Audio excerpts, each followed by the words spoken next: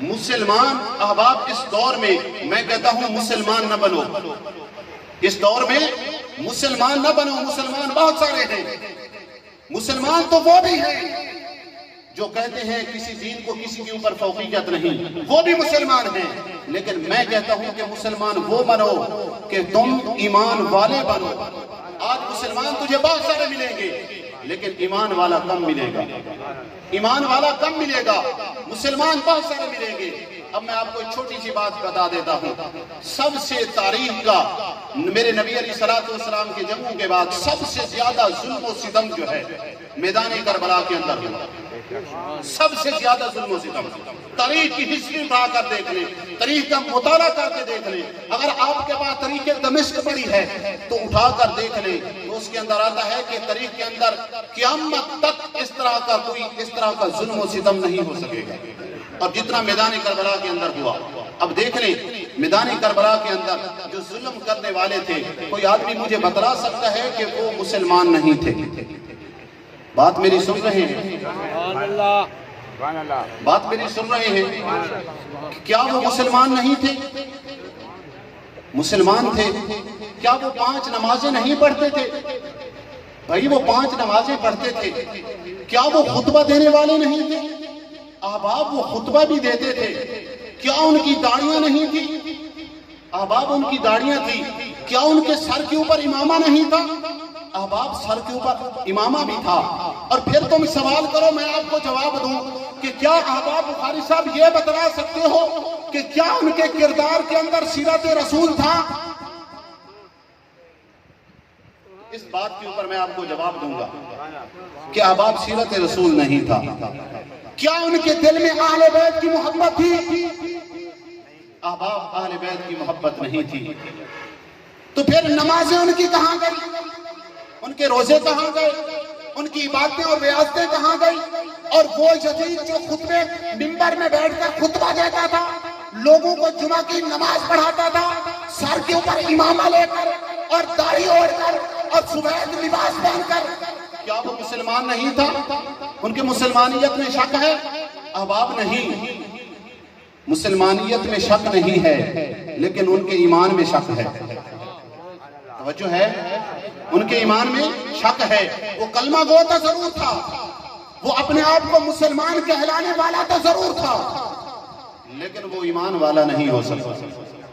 تاریخ کی کوئی بھی کتاب اٹھا کر دیکھ لیں، ہر آدمی یہ تو لکھے گا کہ وہ مسلمان تھا، لیکن ایمان والا کوئی نہیں لکھے گا۔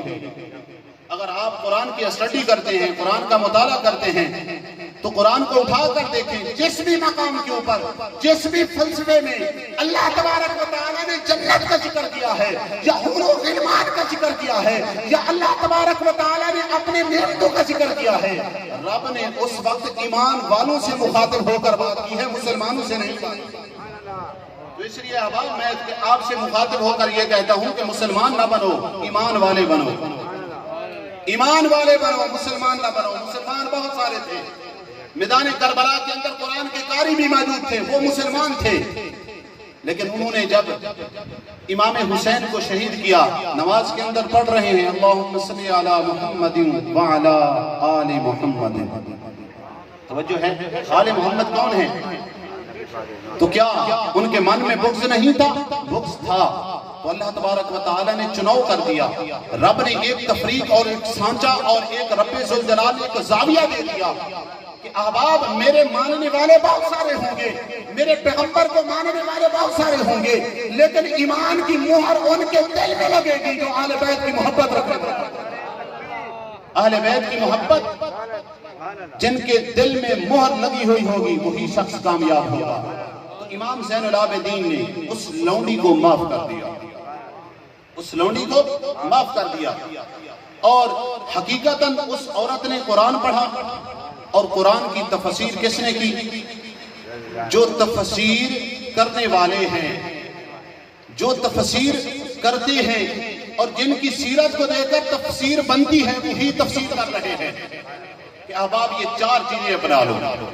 ہمارے جو عقیدت مند ہیں، ہمیں جو ماننے والے ہیں، آج یہ عہد کر کے اس مسجد میں عہد کر کے جاؤ، یہ 4 چیزوں کو اپناؤ گے تو رب کعبہ کی قسم تم اس مسجد میں کھڑے ہو کر میرے ساتھ دعویٰ کر لو، میرے ساتھ یہ شرط لگا لو اور میرے ساتھ یہ چیلنج کر لو کہ بخاری صاحب ہم یہ 4 چیزوں کی دلیل دیتے ہیں اور 4 چیزوں کی قسم دیتے ہیں، ہم اس کے متبادل ہمیں کیا ملے گا؟